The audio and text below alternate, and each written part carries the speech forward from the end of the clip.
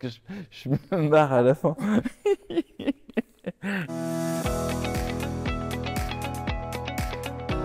Je suis super content d'avoir obtenu ça. Enfin, c'est pas moi qui ai obtenu le label, hein, c'est Prématech.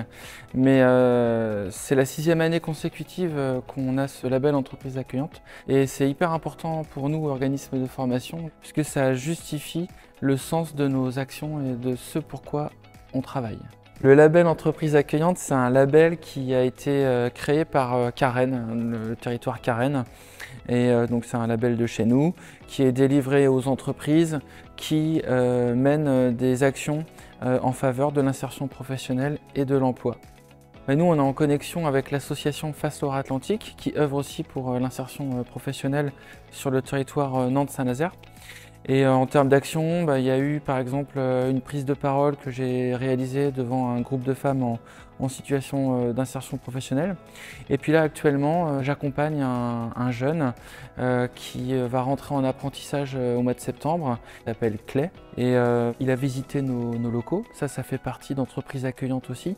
C'est-à-dire que les entreprises, les personnes en situation d'insertion professionnelle, les jeunes qui cherchent un stage, etc., sont invités à visiter les entreprises et nous, on les accueille à bras ouverts chaque année et ça leur permet d'être en prise directe avec qu'est-ce que c'est qu'un organisme de formation, quels sont les différents métiers dont on a besoin pour faire fonctionner un organisme comme Prématech.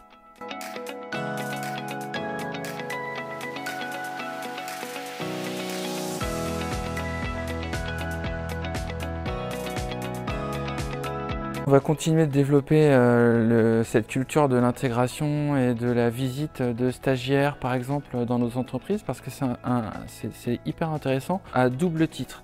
D'abord, parce que nous, on a le souhait d'ouvrir nos portes vers l'extérieur. C'est pas possible d'être un organisme de formation refermé sur lui-même qui se contente de vendre des formations à des entreprises qui en ont besoin.